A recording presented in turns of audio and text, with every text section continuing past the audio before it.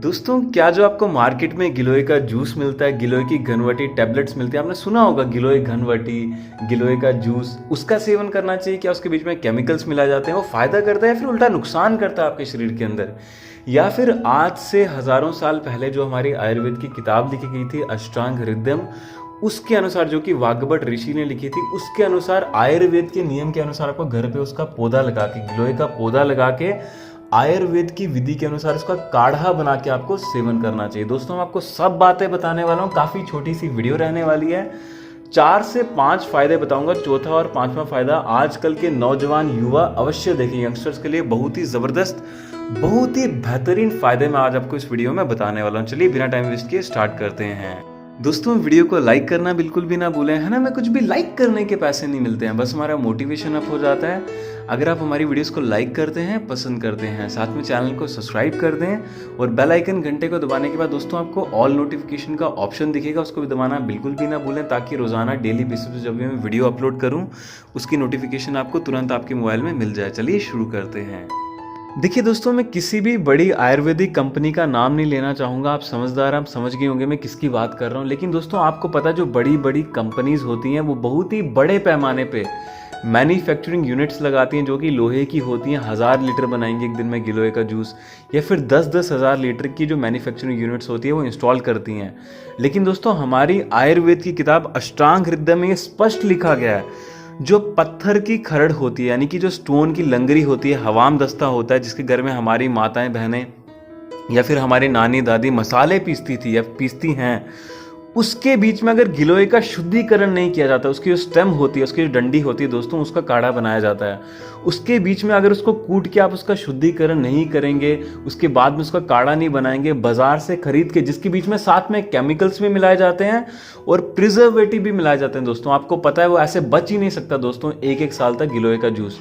तो दोस्तों, वो उल्टा आपको हानिकारक होता है आपके शरीर के लिए। आप गिलोय का जूस लेके आते हैं, एलोवेरा का जूस लेके आते हैं, आंवले का जूस लेके आते हैं मार्केट से, लेकिन दोस्तों आपको फायदे के बजाय वो नुकसान करेगा अगर आप लॉन्ग टर्म में बाजार के चीज़ों का इस्तेमाल करेंगे, खासकर आयुर्वेदिक ऐसी चीज़ें जो लोहे की मशीनों के बीच में प्रोसेस की हों। तो आपको सबसे पहली बात ध्यान में रखनी है, छोटा सा घर में गमला लगा लीजिए, एक पॉट लगा लीजिए, चाहे फिर आप फ्लैट में रहते हैं या फिर घर पे, अपने घर पे रहते हैं, आपका गार्डन है, इससे कुछ भी फर्क नहीं पड़ता। आप काफ़ी आसानी से एक छोटा सा पॉट लगा सकते हैं। इवन गिलोय को उगाने के लिए ज़्यादा सूरज की रोशनी की भी आवश्यकता नहीं पड़ती है दोस्तों, ज़रूरत नहीं पड़ती है, बिना सूरज की रोशनी के, सनलाइट के भी ये उग जाता है। तो दोस्तों, सबसे पहले आपको गिलोय का पौधा प्लांट नर्सरी से लेके आना है। 10-20 रुपए का आपको मिल जाएगा, ज़रूर लेके आए, सभी की सिटी में नर्सरी होती है। चलिए दोस्तों, अब बात करते हैं कि आपको गिलोय का काढ़ा किस तरह से बनाना है। उसके बाद में आपको फायदे बताता हूँ जो कि सबसे महत्वपूर्ण है। दोस्तों, गिलोय का काढ़ा बनाने के लिए आपको क्या करना है, जो गिलोय की स्टेम होती है, आप अपनी स्क्रीन में देख सकते हैं, जो मैं आपको जड़ दिखा रहा हूँ गिलोय की, एक तो पत्तियां होती हैं, आपको लीफ का इस्तेमाल नहीं करना है दोस्तों। गिलोय की लीफ का भी इस्तेमाल आप कर सकते हैं, लेकिन ज़्यादा फायदेमंद उसकी पत्तियों का जूस होता है, उसका काढ़ा होता है। तो आपको उसकी स्टेम ले लेनी है, उसकी डंडी ले लेनी है। उसको क्या करना है दोस्तों, आपको हवाम दस्ते में, खरड़ में, यानी कि जो लंगरी होती है जिसके बीच में मसाले पीसते हैं हमारे घर में, उसमें अच्छे से कूट लेना है। इतना कूटना कि एकदम बारीक पतला पतला हो जाए। फिर 1 गिलास पानी के बीच में आपको लगभग 20 से 30 ग्राम जो आपने ये बारीक पेस्ट बनाया है वो आपको 1 गिलास पानी के बीच में मिला लेना है दोस्तों। उसके बाद किसी भी कंटेनर में ये आपको डाल लेना है और गैस ऑन कर देना है नीचे से। दोस्तों, उसको उतना उबालना है कि वो जो 1 गिलास पानी था वो आधा गिलास बचे।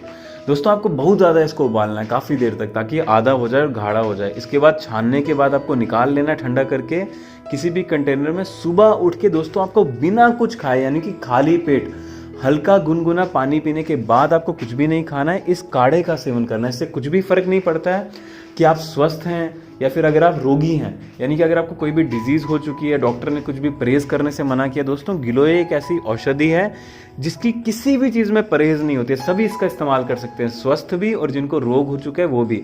चलिए बात करते हैं कितनी मात्रा में सेवन करना है, प्लस क्या क्या फायदे होते हैं।